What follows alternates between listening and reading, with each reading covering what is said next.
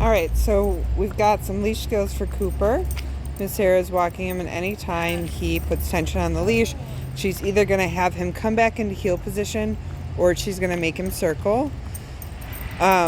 Both keep him moving instead of like just stopping when he puts pressure, because then he gets really frustrated. Lots of stuff going on, and you can see he's a little like, come on, Miss Sarah, what the heck? And she's just going to keep prompting him to return.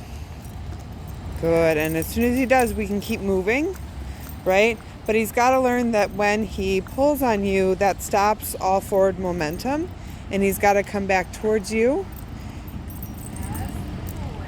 back into that heel position. Good boy. And even though he's not taking the treats right now, we can still mark the good behavior, and then our reward is getting to move forward, because that's what he really wants to do.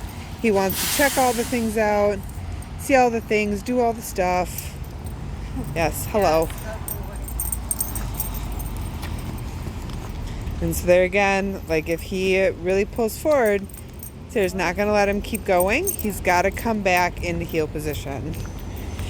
And he doesn't have to stay in tight heel. We just want him to stay vaguely next to you. Good boy. Good. Not pulling on the leash. And then see how Sarah loosened the leash while he was sniffing. She didn't keep it tight, because you don't want to reinforce the sniffing while he's on a tight leash. We're going to let him sniff, because that's what walks are for. Walks are for checking out your environment and getting a nose full. Dogs interpret their world first through smell, and then through sound, and then through sight.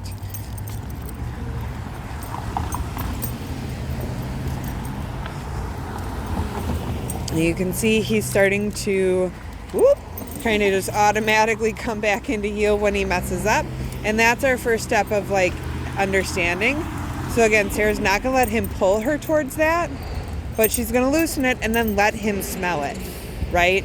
So you're using the sniffing as reinforcement on your walk instead of food if he's a little too crazy to take food, and that's okay. That's why we use those natural consequences of you pull, you're going to have to stop those forward momentum, take some penalty yards. Good. And then she did a food scatter, and that helps calm down too. Oh, I thought that was a bite. Yes. Good boy. I know it's weird when somebody follows us. Yes, good job. Over here. Hey. So now she's being insistent, right? Like you got to go back, and if you want to sniff that, you can.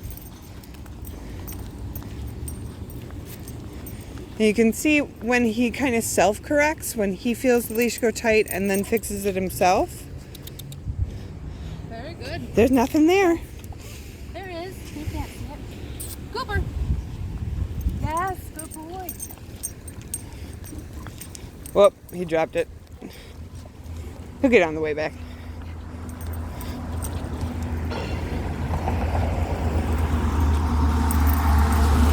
You're with me, bud. You're with me. Cooper. Yes, good boy.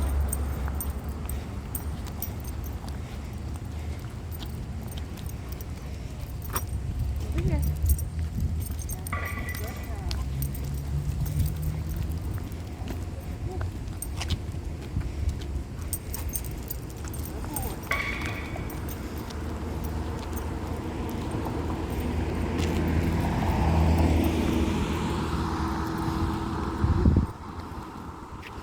Good boy. So we're going to make him sit and wait for the okay. He's like, no, I'd rather keep going. We're just going to be insistent, right? Like he's got to learn that it's our way or we're not going to move forward. Cooper. Big truck. Yeah. Hi, Coopy. And I would just wait it out, right? Like there's only so much he can sniff in that immediate area. There's only so much he can stare at. You know, if he's a little overwhelmed, let him take it all in and just kind of, wait for him to come back down a level or two. Because there was a lot going on for him, and he's got it's a lot for him to process. And he's got to do that kind of at his own pace. Good boy. So now that he's a little calmer, oh, nope, and there's a truck. Yay, good. You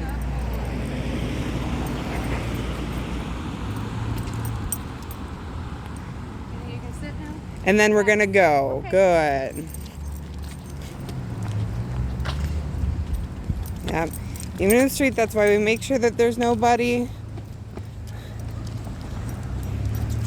there. Yes. Good boy. We'll potty in a second.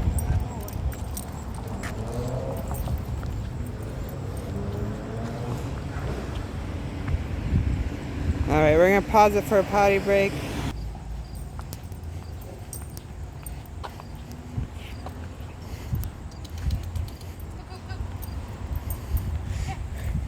Now he's too worried. He's like, why are you so far away?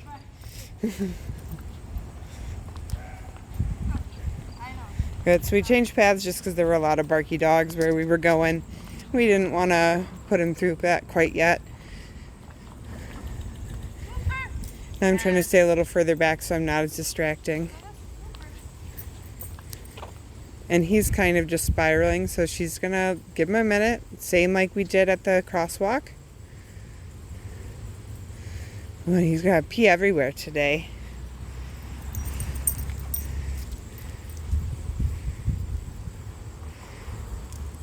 So when he tries to like lunge forward, Sarah's not yanking him back.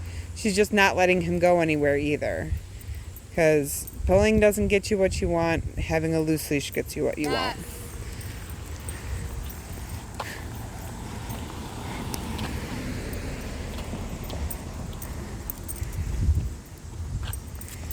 Good boy.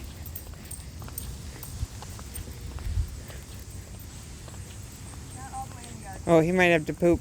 Yep. That might also be why he's... In the middle of the yard. Yeah. Also be why he's a little nuts. That's okay. So same thing on the corner. We're going to wait him out. If he wants to sniff, that's totally fine. And we don't want to like prod him if he is really just overwhelmed and needs to sniff the grass. And that's what walks are for.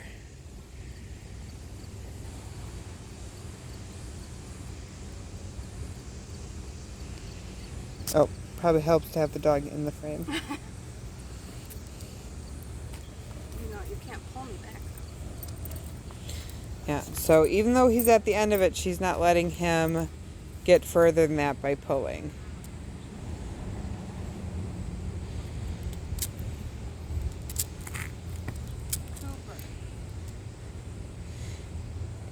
And he knows how strong he is, and he knows how to like get down and pull really hard. And that's why it's important to like anger him against your body so that he can't overwhelm you. Yes. Hi. Good boy. He's like, nope, there's a lot going on.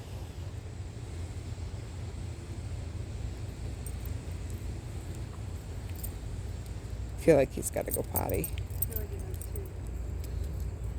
I'm going to pause it. Stop it.